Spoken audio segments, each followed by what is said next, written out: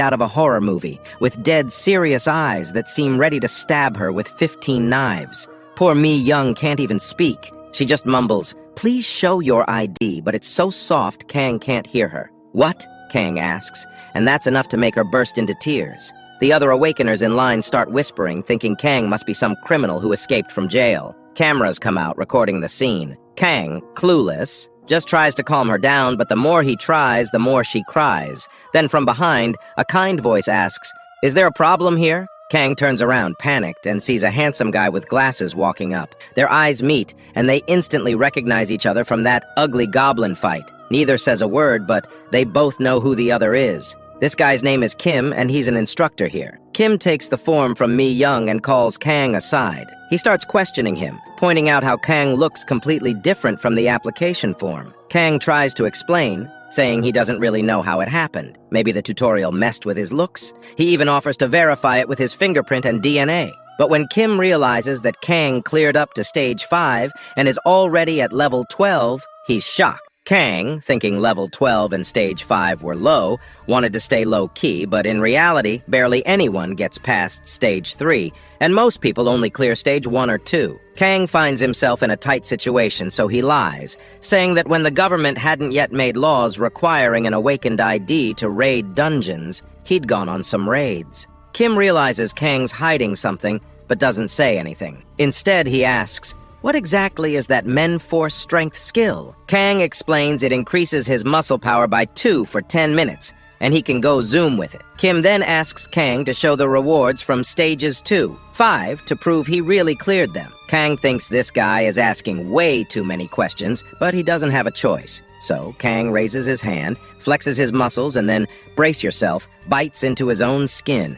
chewing a big chunk out of his hand. Blood's dripping everywhere, and Kim feels a chill run down his spine. But in no time, the wound heals right in front of him. Kim, still in shock, realizes Kang has a self-healing ability. At this rate, Kang's gonna become Deadpool. Then Kang shows off his ring, explaining it prevents mental attacks, and asks for permission to use his stage 5 skill. He explains it's a skill that instills fear in nearby enemies. Kim, thinking it might not be that strong, agrees. On the other side of the room, the same perverted black coat man is standing there. As he looks over, he notices Kang taking a deep breath. The moment he sees Kang, he remembers the ass-busting video on YouTube and feels chills run down his spine. Trusting his instincts, he immediately closes his ears, knowing what's coming. The rest of the people, they don't get it until it's too late. Kang roars, and everyone in the room collapses, their strength drained, barely able to move. When Kang finishes, Kim is left in shock. Even he got affected by it. Kang, finally smiling like a normal person, asks, "Was that enough to prove it?" Both of them start to discuss things further.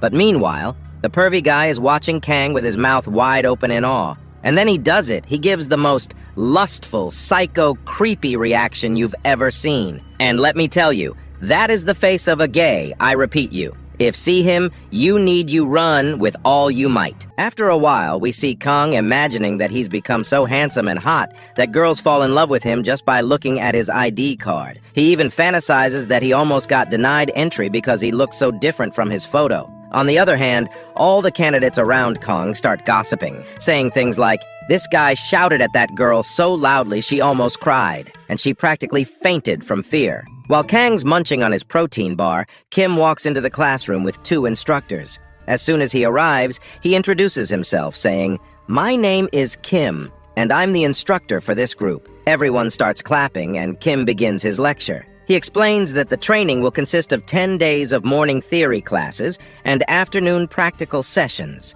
Meals and accommodations will be provided here. But then Kim drops some harsh truth. "Don't think we're going to teach you some secret or techniques here. The reality is, just like trash, hunters die in dungeons every day. So if you've come here to become a hunter, keep in mind that you could die in a dungeon at any time. And with new dungeons popping up daily, even if you've studied up on existing ones, your chances of dying are still high." Kang is listening to all this and thinks, "Man, this guy's talking about death right from the get-go." Then Kim continues, "I'm not here to teach you useless stuff. I'll only teach you the basics you need to survive." After a while, Kim says it's time for a 10-minute break. Meanwhile, Kang looks up at the ceiling and mutters to himself, he was bored to death. He wonders if he'll have to endure this for 10 whole days. As Kang's lost in thought, A man with a loud voice calls out to him. His name is Sohil, a total musclehead. He raises his hand towards Kang with a polite smile. Kang looks at him and thinks, what's up with this musclehead pig? But he knows it'll be awkward if he doesn't shake hands, so he introduces himself as Kang and shakes Sohil's hand. But as soon as Kang shakes his hand, Sohil gives a smirking smile. Kang immediately understands what this musclehead is up to. Sohil puts all his strength into his grip, squeezing Kang's hand hard, saying,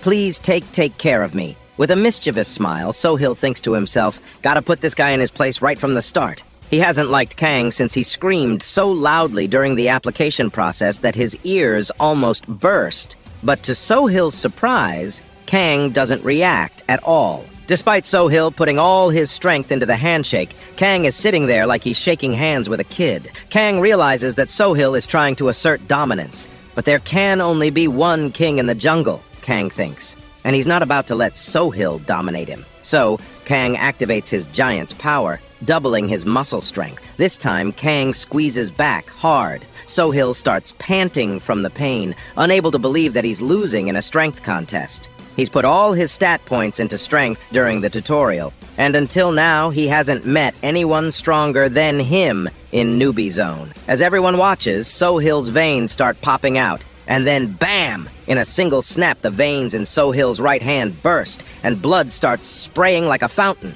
The floor becomes a bloody pool. The entire classroom is shocked as Sohil goes pale. Meanwhile, our gay boy started laughing like a psychopath, with a perverted smile. He's become Kang's biggest fan, drooling with admiration, even clapping as the floor gets drenched in blood, and the musclehead screams in pain. An ambulance comes and takes Sohil away. Meanwhile, Kang tries to explain in anger, this was just an accident! I didn't do anything! That musclehead pig came over and squeezed his hand so hard that if he hadn't used his strength and self-defense, his veins would have burst. Kang tells Kim if he don't believe him, Kim can check the classroom cameras. Kim, still shocked, asks about Kang's unique ability. Kang explains that it's called Strength of the Strong, which increases his strength by 1.5 times. But Kim is confused. Didn't you say earlier that your unique ability is Strength of the Man Force, which increases your strength by 2 times? Kang tries to cover it up, saying, I'm not great with numbers. Must have gotten confused. Kim, realizing Kang is hiding something, just sighs. He knows Kang didn't do it on purpose, so he lets it slide and tells Kang to go back to class, but warns him no more commotion. Kang, still angry, sits down and thinks, why can't anyone just let me live in peace? But then, another voice calls out to him. Kang looks up to see the same blonde guy from earlier sitting next to him. Can I sit here? The guy asks. Kang, irritated, says, sit wherever you want. But in his mind, he's thinking, first a musclehead, now a thug? The blonde guy introduces himself as Yo-Song and asks if he can call Kang his elder brother. I admire you, Yo-Song says. Kang doesn't get it. Why does this guy admire me? Yo-Song explains that ever since he saw Kang beating that ugly goblin's ass on YouTube, he's been a huge fan. And when I saw you at the application process, I went crazy for you. But when I saw that musclehead's arm get busted, I knew you were the real deal. Kang thinks, this guy's not normal either. Frustrated, Kang tries to explain, it was just an accident. After sending Musclehead to the hospital, Kang gets back to class. Kim continues explaining that if a dungeon isn't cleared within 5 days, it will break, releasing monsters that will kill civilians. He explains the difference between temporary and permanent cores in dungeons. Destroy the temporary core, and the dungeon will close in 5 days. Destroy the permanent core, and it closes immediately. But then, another big-headed musclehead? Number 2 shouts from the back, I didn't come here for useless lectures. Get me combat training and my certificate now. The guard gets angry and is about to kick him out, but Kim stops him. With a serious voice, Kim calls Musclehead No. 2 to the stage. The guy, full of confidence, with a smirking smile, says, I'm on the stage now. Do whatever you want. Are all the people in this story genuinely perverted? Kim takes off his coat, steps down from the stage, and starts a timer on his phone for 1 minute. If you can even touch me within this minute, you'll graduate immediately, Kim says. But then, with a deadly stare, he adds, but if you fail, you're expelled. Both Kim and Sohil watch, saying, Musclehead No. 2 is so arrogant, it's a bit annoying. But then, they both give a freaky, creepy, psychopathic smile and say, but it's gonna be fun, so it's fine, I'm telling you. Both of these guys are battle fanatics. Musclehead number 2 gets all riled up by Kim's arrogance. He pulls out his sword from his inventory with a smug smile, full of confidence, and says, "You're gonna regret this, man." Instructor number 2 tries to warn Kim, saying, "Hey, that's a real sword, you might get hurt." But Kim, like a total badass, just adjusts his glasses with a dead serious face. "It's fine," he says coolly to his junior. Then turning to Musclehead number 2, he adds, "Come to your daddy." Musclehead number 2, now absolutely furious, veins practically popping out of his forehead, charges at Kim. He swings his sword with everything he's got, but Kim dodges it like it's nothing. Kim smirks and says, "If you scream like a madman and attack a monster, it'll eat your neck first." Enraged, Musclehead swings wildly, trying to cut Kim in half, only to realize he's sliced through nothing but an after image. Kim reappears right behind him like a ghost, whispering in his ear, "You might be strong, but you're so damn slow, you're useless in a real fight." This drives Musclehead crazy. His eyes glow with rage as he turns and starts attacking Kim like a madman, swinging his sword frantically, desperate to land even a single clean hit. But Kim, cool as ever, dodges every attack like he's playing with a kid, making Musclehead look like a fool. Musclehead's rage boils over, his head practically about to explode. He starts swinging his sword wildly like a savage beast. But Kim's done playing. With just one kick, he sends Musclehead number 2's sword flying up into the ceiling. "And here's your final lesson," Kim says with a smirk. "If you keep swinging around like a madman without conserving your energy, you'll run out of stamina before you know it." Then, as cool as ever, Kim pulls out his phone, checks the time, and says, 1 minute 28 seconds, time's up, you're expelled." The entire room is shocked. Even Kang is impressed by Kim's speed. "Damn," Kang thinks, "if I fought him 1v1, could I beat him?" And right at that moment, both Kang and Yusong, making the most criminalistic psychopathic, started to laugh, thinking about what would happen if they fought Kim. Yusong's so eager to fight Kim, he's practically drooling. Kim notices Yusong's laughter and looks over. What he sees is Yusong with a blushing face, saliva practically dripping from his mouth. Kong, noticing this, mutters, "Ayo, is this dude a psychopath? Maybe I shouldn't have let him sit next to me. People are gonna think this hot, handsome guy is hanging out with a psycho." Well, see, who is even talking about looking like Fico Wow? The practical class started, and everyone gathered on the ground. Kim announced that today's focus would be on weapon training. He instructed everyone to choose their preferred weapon and begin practicing. Gradually, the instructors would come around to give individual guidance. Kang picked up a long sword and, while examining it, thought, "This is so boring." Then Yusong came up behind him, saying that practicing alone was dull and suggested they spar together. Hearing this, Kang's face lit up with excitement, but just as quickly Kim shouted from behind that personal sparring was prohibited until day 6. If anyone was caught doing it, they'd be expelled. Hearing this, Kang's excitement vanished, replaced with disappointment. Time passed and everyone was busy practicing. From a distance, Kang sat with his mouth open, watching the others. He thought to himself, all these people are just pussies. Watching them made him sleepy. He decided that instead of just sitting there bored,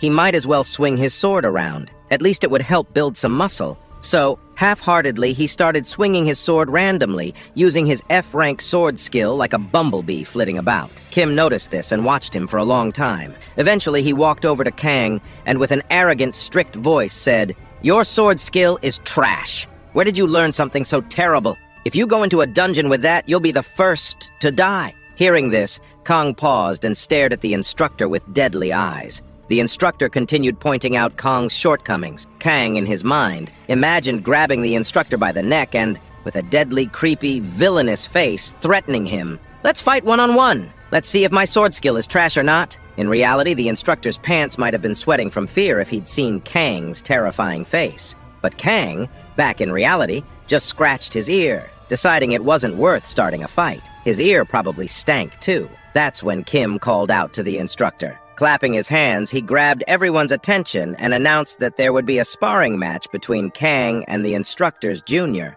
Both Kang and the instructor were surprised by this. Kim handed his sword to the junior and told him to be careful while sparring with Kang. Hearing this, Kang gave a smirking smile, while the junior remained clueless, wondering why he had to be careful with a newbie. Kim started the countdown. 3, 2, 1, and the fight began. The instructor's junior was a bit serious, but Kang had a big, battle-fanatic smile on his face. As soon as the countdown ended, Kang dashed towards the junior, his eyes glowing with excitement. With a single strike, even though Kang didn't use more than 10% of his power, the instructor's sword shook. Kang lifted his sword into the air, and with one strike, he sent the junior's sword flying. The instructor was shocked, and the sword flew into the air, only to fall down next to the junior's head moments later. The entire place went silent, everyone in awe. Kim took this moment to explain to everyone, no matter how bad your sword skill or any other weapon skill is, if you have power, you can defeat your opponent. Hearing this, Kang thought the instructor was praising him. With a proud smile, he started laughing. But Kang didn't understand a damn thing. The instructor was actually making fun of his sword skill. Kim then pushed his junior forward, helped him up, and apologized. Looking at Kang with a dead serious face, Kim told the junior, "I just had to check one thing, and now I've got my answer." Then we see a change. Kang had started keeping a diary. Day 1, a psycho guy named Yu Song sat in front of me and kept following me around like a lost puppy. During the training session, an instructor tried to pick a fight with me, and I had to show him his place. Day 2, the whole day was full of boredom. I was just dozing off in theory class, and in the evening during the practical class, no one dared to challenge me after what happened with the instructor. All the instructors were more worried about Yu Song as started jiggling his sword with his feet. Day 3, both Yu Song and I were knocked out in both classes. And since sparring was prohibited, we started playing pretend sparring without actually clashing our swords. By now, all the instructors were genuinely worried about us. Day 4, I was so bored that I doodled a picture of myself slaughtering a goblin in my diary. During the practical session, I picked up 2 swords and made them fight each other. The instructor didn't know how to handle me. Day 5, I was bored to death. I just wanted one thing, to go home. In the evening, during the training session, I was lying down on the field,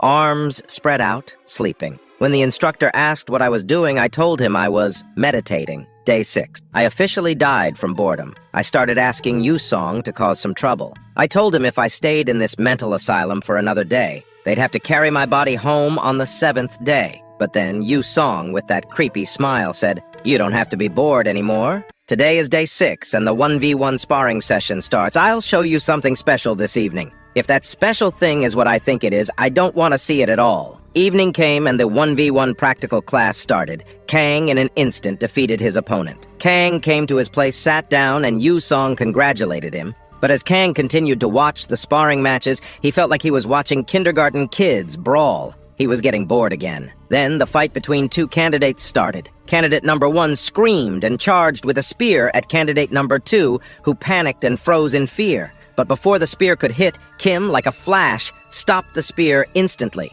The fight ended there, and I thought, time's running out, I need to fight him. Finally, it was Yu Song's turn. He got up slowly, turned around, and said to me, "I'm going out," with that creepy smirk. Kang knew something was about to go down. Yu Song started walking onto the stage, and Kang remembered what he said in the morning, that he'd show him something interesting during sparring. Kang got a little tense and thought, is Yu Song about to cause some trouble? If he is, Instructor Kim better stop him, right? Now, Kim and a girl named Yuri stood facing each other. Yuri was a mage and had brought her personal staff. Kim asked Yu Song if he had any problems, since warriors are at a disadvantage against mages who attack from a distance. Yu Song, with a smile, said he had no problem. Kim noticed the massive thorny mesh weapon Yu Song held and asked why he chose that instead of a sword. Yu Song simply replied, "There's no rule that says you can only use one weapon, right?" Kim didn't pay much attention to it and started the match. With the countdown of 3, 2, 1, the match began. Yuri quickly formed a bunch of magic crystals and launched them at Yu Song. Yu Song swung his mesh, effortlessly shattering all the crystal. The shards fell on Yu Song's face, and with that psychopathic grin, he started laughing. Kang was a little surprised, but he was even more amazed to see magic in real life. Kang always loved mages since he was a kid, but Yuri wasn't amused. She was a genius mage and couldn't believe a warrior could deflect her attack so easily. She poured all her energy into forming a massive magic crystal above her, then hurled it at Yu Song. But Yu Song wasn't focused on the crystal. He looked at her with his left eye, lifted his mesh into the air, and stepped back. With a psychopathic battle maniac laugh, he started spinning his mesh. Kang realized what Yu Song was about to do. He struck the magic crystal missile precisely, spinning it around with brute force, and then redirected it toward Kim. Kim dodged it with a swift step, but Yu Song's real target wasn't Kim. While Kim was distracted, Yu Song dashed toward Yuri. Kim realized what was happening, but it was too late. Yusong reached Yuri and with a savage blow smashed her face with his mesh. Blood splattered everywhere. Yuri collapsed, her hand lying on the floor, fingers broken, blood streaming from her wounds. She wasn't moving, and Yusong stood there, drenched in her blood. As he wiped the blood from his face, he flashed that psychopathic, creepy smile and said, "That was damn satisfying." After that, we see the junior instructor in a panic, frantically calling for an ambulance. He yells that there's a critical open fracture. The hand is broken into pieces, and there are multiple injuries with heavy bleeding. The scene shifts, and we see the junior instructor checking on poor Yuri, who is so badly injured that she can't even speak. She was trembling all over. Meanwhile, Yusong stands there with a smirk on his face. Kim, with a dead serious look and a deep voice, pulls out his dagger and demands, "What do you think you just did?" Yusong casually raises his hand and says, "No need to get angry. It was just an accident. It's in the rules. Accidents happen. And since I didn't kill her, it's not a big deal, right?" Kim, furious, shouted, "Do you really think I'm gonna believe that bullshit?" Yusong just blinks, which made Kim even more disgusted, but he sighs in frustration and announces, "We're taking a 20-minute break," then calls Yusong over to a corner. "Ew, did Kim really take Yusong for what I'm thinking?" Meanwhile, Kong notices Kim's dagger and gives it a curious look. He realizes it's the same dagger guy that helped take down that ugly-ass goblin. Kang's suspicion was right. Kim was the one who assisted with the goblin. 2 days pass, and the sparring sessions continue. Kang is bored out of his mind, sitting in his seat, while Yusong, after the incident, is a terror in the ring. Every cadet who comes to fight him either faints out of fear or gives up immediately. By the 8th day, Kong's patience finally snaps. He storms into Kim's office with an excited face and says, "The training session is ending in 2 days. Let's duel with real swords." Kim, already frustrated and dealing with Yusong's antics, just stares at Kang with tired eyes. He finally lowers his head and says, "Yusong's already made my life hell. Please don't make it worse." Kong pauses, then says, "I know you're bored babysitting these kindergarten kids every day. Don't you want a real fight?" Kang, with a chilling dark aura, suddenly appears behind Kim and whispers, "We've met before, haven't we?" The next thing you know, they're in the auditorium, ready to spar with real swords. Kim thanks Kong, saying, "If he hadn't been there, a lot of people would have died." Kong modestly replies, "It was his duty." But deep down, he's thinking, Kim will not want to take the item he got by popping the ugly ass's ass right. Kim then notices Kang's long black sword and asks, "That's a pretty impressive sword you've got there. As far as I remember, clearing stage 6 gives you a unique sword, right?" Kang, trying to play it cool, lies, "Yeah, I found it lying on the road." Kim, not buying it for a second, opens his inventory and pulls out his dual daggers. With a dead serious face, he says, "These daggers? I found them lying on the road, too." With that, he suddenly leaps from his position, disappearing in a flash, and slashes at Kang with lightning speed. Kang barely manages to turn around and block the attack. Kim laughs and says, "I thought you focused only on strength, but it seems your speed is impressive too." Kang grins and replies, "I know this isn't your full speed, and since I've got recovery speed, you can come at me with everything you've got." Hearing this, Kim smirks. "If that's the case, I won't hold back." He disappears again, this time moving so fast that Kang can barely keep up. Kim strikes from all directions, his daggers almost a blur, but Kang, with a creepy, satisfied smile and glowing red eyes, is loving it. "This is what I was missing!" Kim cuts him from all directions, but Kang's wounds heal almost instantly. Realizing how strong Kang's healing ability is, Kim gets more serious. He plans to put his dagger on Kang's neck, expecting Kang to dodge so he can go for the stomach, but Kang surprises him. Instead of dodging, Kang puts his hand in front of the dagger, letting it get stuck between his bones. Kim, shocked, tries to pull his dagger back, but it was stuck. Kang, with that death-creepy chillin' smile, says, "Got you now, baby!" And before Kim can react, Kang pulls him in close and headbutts him hard. Kim spits out blood and is momentarily knocked unconscious. His glasses go flying as he crumples to the ground. After a few seconds, Kim comes to, realizing he's lost. Time passes and we see Kang sipping on a Coke with an ice pack on his head. Kim, still recovering, admits, "I didn't think you were this strong." Kong grins. "That sparring match was a draw because of my passive regeneration skill." Kim teases, "Which means I won." Kang gets flustered, insisting, "It was a draw. I didn't use my passive skill on purpose." They bicker playfully for a moment before Kim sighs. "Thanks, Kang. I've been so tired of pampering these kids for months. This was the most fun I've had in ages." He then tells Kang to get some rest, reminding him that tomorrow is Dungeon Exploration Day. Meanwhile, outside the academy, a mysterious man in a black hoodie stands by the dungeon entrance. He looks left and right, then vanishes into the shadows as the door opens. The door closes behind him, leaving only the dark, ominous entrance to the dungeon.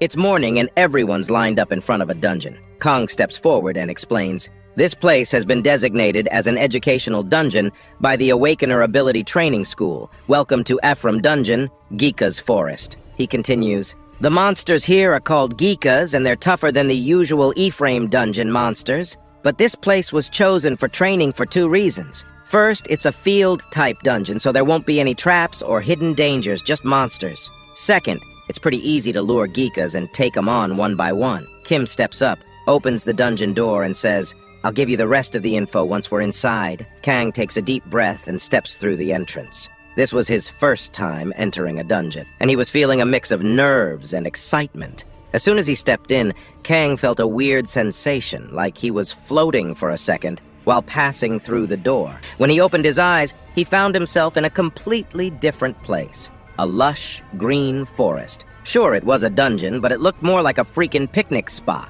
As they walked, Kang, still taking it all in, asked Yusong, "So, if we go out through the dungeon gate, we'll be back on Earth, right?" Yusong, rolling his eyes, replied, "Bro, they taught us all this in theory class. You should know that by now." Kang, a bit annoyed, turned to him and said, "Why are you talking to me? I don't want people thinking a hot, handsome guy like me is hanging out with a psycho." Yusong, not missing a beat, mumbled, "You're the one who started talking to me first." After a bit, Kim gathered everyone in one spot and instructed one of his juniors to go fetch a Geeka monster. As they waited, Kim explained, "Geeka is a bird-type monster. It's a little over 2 meters tall, looks kinda like an ostrich. It's got quick feet and a beak strong enough to break through plated armor. A direct hit from that beak? Well, let's just say it won't be pretty, so stay alert. The standard strategy is to surround it with several people and tie its feet." Before Kim could continue, everyone suddenly received a notification. A message popped up in front of them, stating that the central core of the dungeon had been removed. A portal to the outside had opened, and the dungeon was about to collapse. The ground started shaking, and the sky above them began to crack. Panic spread like wildfire. Everyone was freaked out, thinking if they didn't get out soon, they'd be trapped in the dungeon.